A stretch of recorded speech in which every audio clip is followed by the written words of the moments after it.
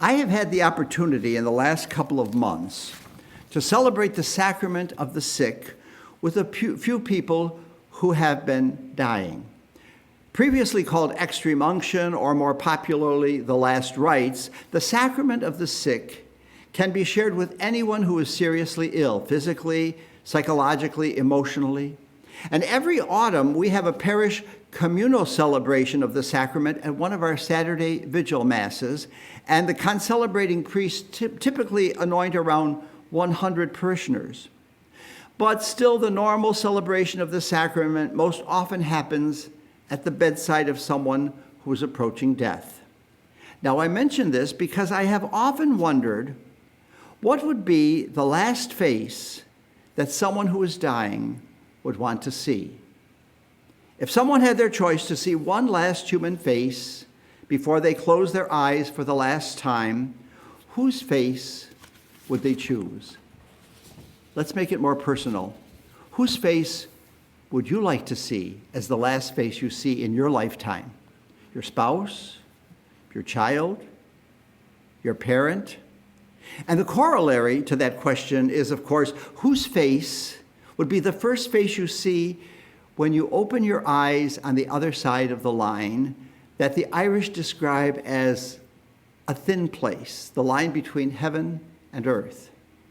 For each one of us, the last face that we would choose to see here is going to be unique and personal. The first face, well, that's another story, and we'll get to that in a minute. But first, let's look at the gospel we have just heard.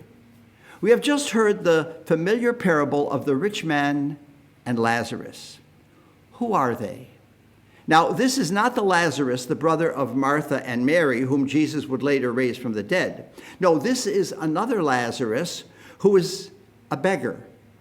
Interestingly, this Lazarus, whose name in Hebrew, Eliezer, is the only person in all of Jesus' parables who has a name, which means God is my helper.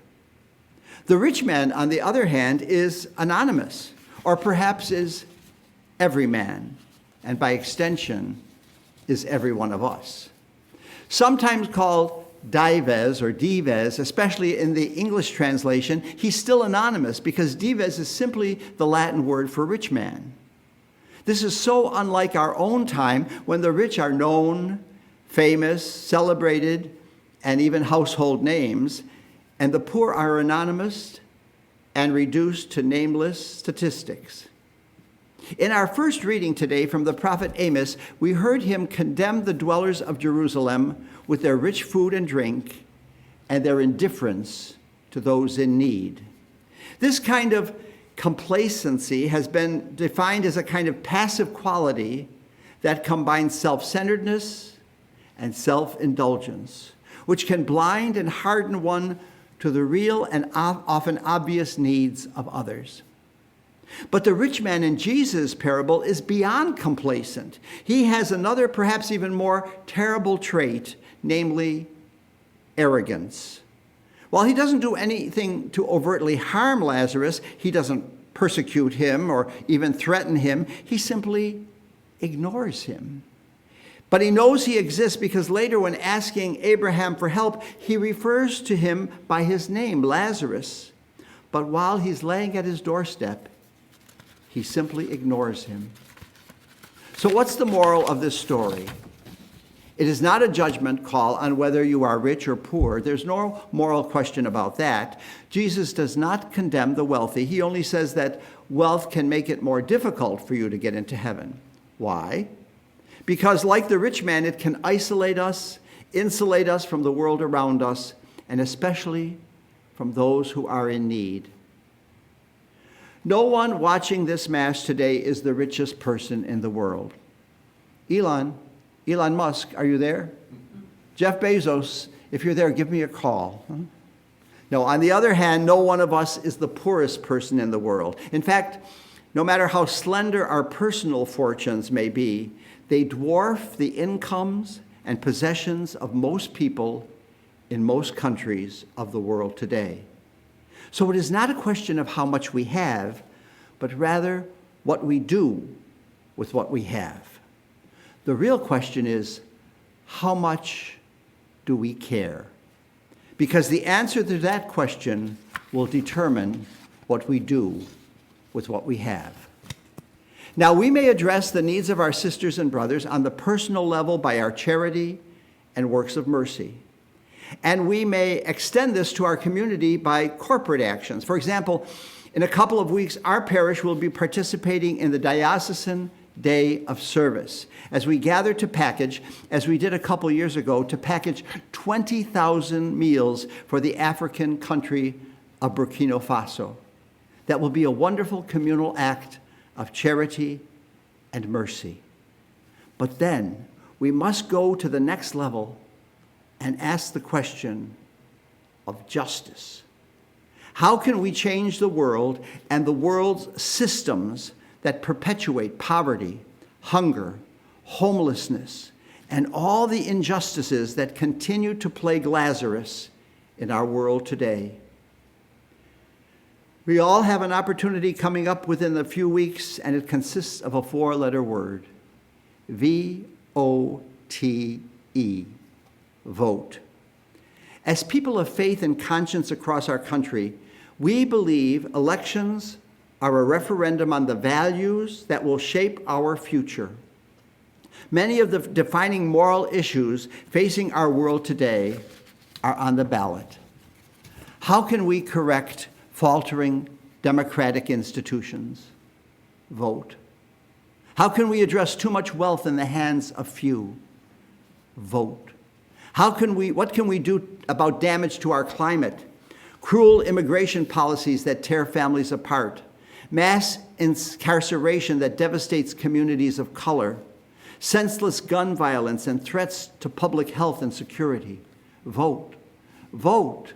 Vote.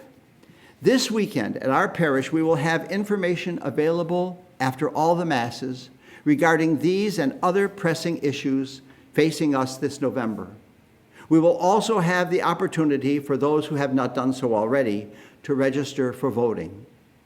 We must listen to the voice of Amos, which we heard in our first reading, and not let complacency lull us into self-centeredness and self-indulgence.